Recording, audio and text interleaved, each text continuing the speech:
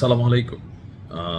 ভিডিওটা সর্বোচ্চ শেয়ারের আহ্বান জানাচ্ছি, বিশেষ করে যারা আমার বাংলাদেশের ভাইরা এই মুহূর্তে ইরানে অবস্থানরত আছেন। দেখেন, জীবনের চেয়ে টাকা বেশি জরুরি না। আপনি বাইচা থাকলে সেই টাকা আপনি খরচ করবেন, কিন্তু যদি আপনি মরেই যান তাহলে এই টাকা কি কাজে লাগবে? দুই কারণে ভিডিওটা শেয়ার করবেন। প্রথমত, আমার বাংলাদেশি ভাইরা যারা ইরানে বসবাস করছেন, এই ভিডিওটি দেখা মাত্রই আমি জানি যে ইরানের সাথে বহির্বিশ্বের এই মুহূর্তে ফ্লাইট কানেক্টিভিটি কি আছে, তবে আপনারা নিরাপদ আশ্রয়ে চলে যাবেন, কারণ আগামী মঙ্গলবার খারাপ কিছু ঘটতে যাচ্ছে ইরানে। প্রথমত, আল্লাহর কাছে দোয়া করছি, সাহায্য কামনা করছি। ভিডিওটা শেয়ারের মাধ্যমেও আপনারা এতে অংশগ্রহণ করবেন। ইরানকে কোনোভাবেই যেন পরাস্ত করা যাচ্ছে না। ভয়, ভীতি, হুমকি ধামকি, ছোটখাটো ট্রেইলার, বড় অভিযান, কোনোভাবেই ইরানকে দমানো যাচ্ছে না। এখন যখন আর কোনো কিছুতে মাল কারাইতেছে না, গতকালকে ডোনাল্ড ট্রাম্প আপনার সর্বশেষ যে কাজটা করলো, গালাগালি শুরু করলো ইরানের সর্বোচ্চ নেতাদেরকে, এই না সেই না বইলা। এরপরে সে এক ভয়ানক হুমকির কথা বইলা বসছে। আগামী মঙ্গলবার ইরানে ইতিহাসের সবচেয়ে বড় অভিযান চালাবে মার্কিন যুক্তরাষ্ট্র।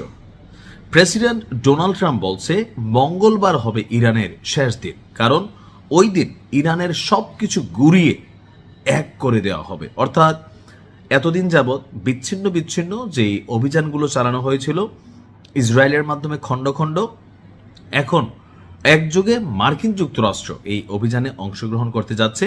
আর আগামী মঙ্গলবার একদিনে সবকিছু করা হবে। এখন কেন মঙ্গলবারকে বেছে নেওয়া হলো? কারণ ইরানকে 48 ঘন্টার একটা আলটিমেটাম দিছিল যুদ্ধবিরতির, তো ইরান এটাতে রাজি হয় নাই। এটা বক্তব্য কি, যুদ্ধবিরতি আবার কি, যুদ্ধ হইলে কন্টিনিউ হোক, আর থামলে একবারে থেমা যাক। তো এখন যখন এটাতে রাজি হয় নাই, ট্রাম্পের যে ট্রুথ সোশ্যাল মিডিয়া আছে সেইখানে সে লিখেছে মঙ্গলবার হবে ইরানের জন্য সর্বশেষ দিন। কেন? মঙ্গলবারে ইরানের বিদ্যুৎ কেন্দ্র আর সেতু দিবস সব কিছু গুড়িয়ে এক করে দেওয়া হবে। অর্থাৎ ইরানের রাজধানীর সাথে যতগুলো কানেক্টিভ বড় বড় ব্রিজ আছে, সেতু আছে, সবকিছু ধ্বংস করে দেওয়া হবে। ইতিমধ্যে ইরানের সর্ববৃহৎ সেতুকে গুড়িয়ে দিয়েছে মার্কিন যুক্তরাষ্ট্র। এখান থেকেই একটা ভয় তৈরির চেষ্টা করছে। এর পাশাপাশি বিদ্যুৎ খাত, অর্থাৎ একটা দেশের এই মুহূর্তে ধরেন বাংলাদেশে যে লোডশেডিং হচ্ছে, আমরা কি পরিমাণ ডিস্টারবেন্স ফিল করতেছি, তাই না? তো এরকম যে বিষয়গুলো আছে বিদ্যুতের সাথে কানেক্টেড, সো বিদ্যুৎকে যদি হাত দেয় তাহলে পুরো সিস্টেম হ্যাং হবে। আর এজন্য বেছে বেছে জনগণকে উস্কানোর জন্য, খেপানোর জন্য ডোনাল্ড ট্রাম্প বাইছা নিছে আপনার বিদ্যুৎ খাতটাকে। নিখোঁজ মার্কিন পাইলটকে উদ্ধারে আমেরিকার বিশেষ অভিযানকে ঘিরে যে পাল্টাপাল্টি অবস্থান তৈরি হয়েছে, যারা সেই ক্রুকে উদ্ধার করতে গেছে তারাও বাটে পড়ছে, তাদের হেলিকপ্টার ধ্বংস হয়েছে। আর এই ঘটনাকে কেন্দ্র করে মধ্যপ্রাচ্যের অনেকগুলো জায়গায় ইরান পাল্টা ক্ষেপণাস্ত্র ছড়েছে, এমনকি ইরান কোনোভাবেই আপনার ট্রাম্পের এই অভিযানকে সফল দাবি করতে দেয়নি। তারা বলছে যে এই অভিযানটি ছিল মার্কিন যুক্তরাষ্ট্রের একটা ব্যর্থ অভিযান।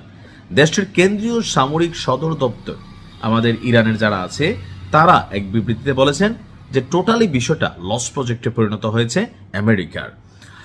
আর কি বলা হয় যে ভূপাতিত বিমানের পাইলটকে উদ্ধারে মার্কিন বাহিনী মরিয়া হয়ে প্রচেষ্টা চালিয়েছে, কিন্তু আল্লাহর অশেষ কৃপায় ইরানি বাহিনীর প্রচেষ্টায় তা ব্যর্থ হয়েছে। অর্থাৎ সবকিছু মিলে ডোনাল্ড ট্রাম্প একটা মাইন্ডকার জিপে পড়ে গেছে।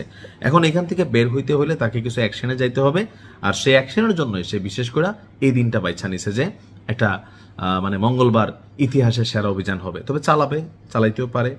আল্লাহ ইরানকে হেফাজত করুক। আসসালামু আলাইকুম।